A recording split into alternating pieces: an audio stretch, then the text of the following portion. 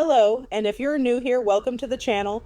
Today we will be discussing the world's best animated series, Avatar: The Last Airbender. For today's discussion, the topic is bending, and not just bending, but which style is the best.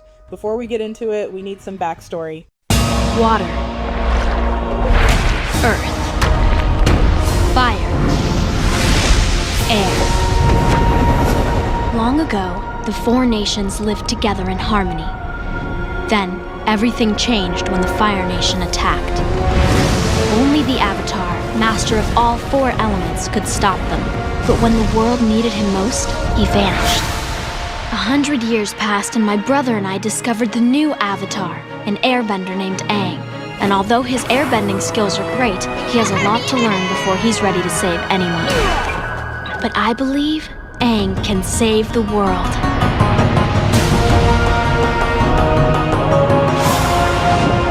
So the history of bending has always been vague until the legend of Korra.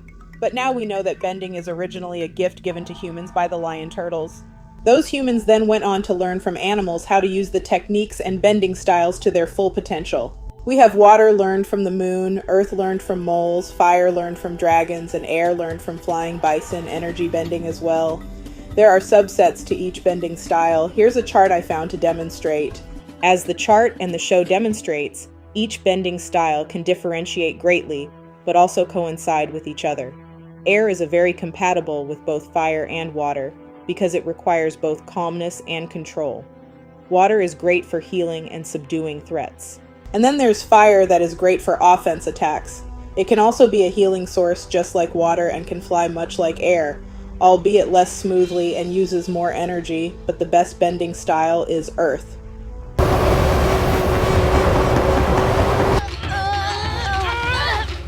A mud pie?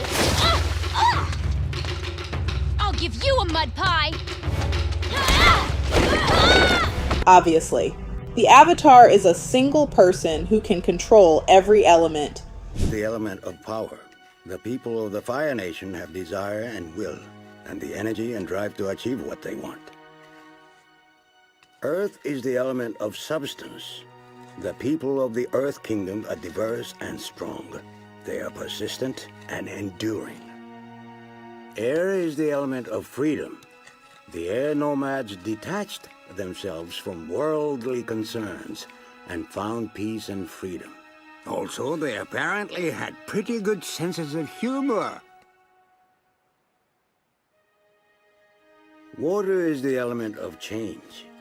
The people of the Water Tribe are capable of adapting to many things.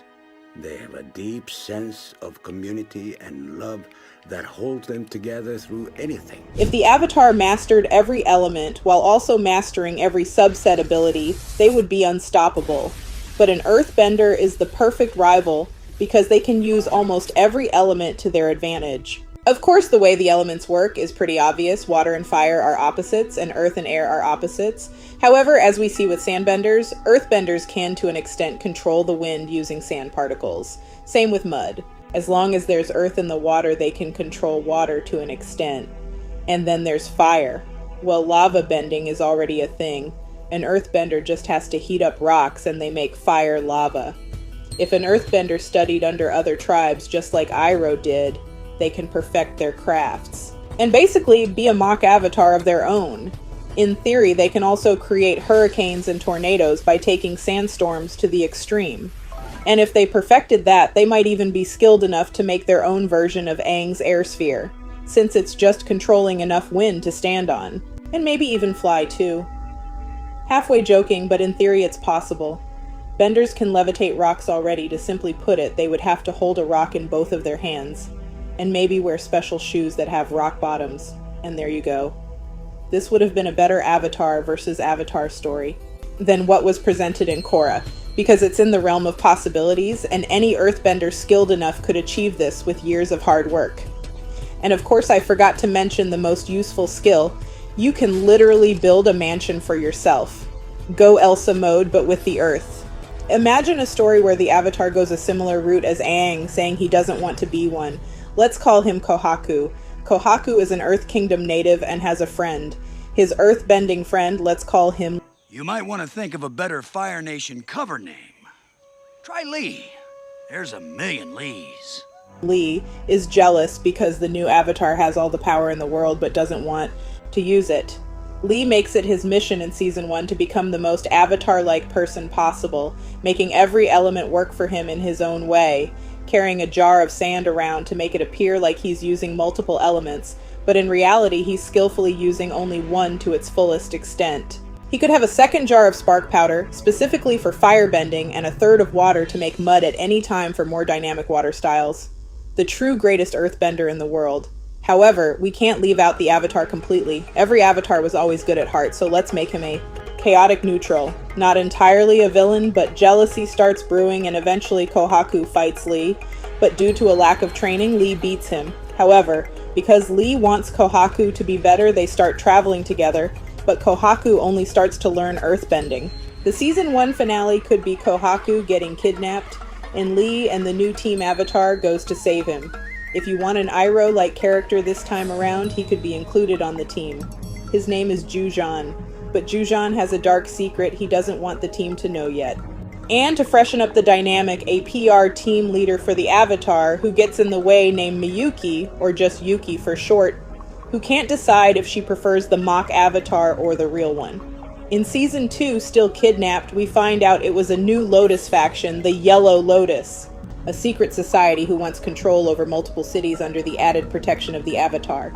They fill Kohaku's head with ideas and train him to be better than Lee, for the role he didn't want because he is the true Avatar, which ends with a bigger clash between Lee and Kohaku in Season 2, with the Yellow Lotus joining in and taking over Republic City. Season 3 could be the friends making up and a redemption arc for Kohaku, taking out the Yellow Lotus, who is now bigger in numbers, and trying to clear both Lee and Kohaku's names and right his wrongs and Lee's lies. While at the same time, Lee is still the preferred avatar, even though the role never belonged to him. The story is set this way for a few reasons. The further the series goes, the more technologically advanced everything gets.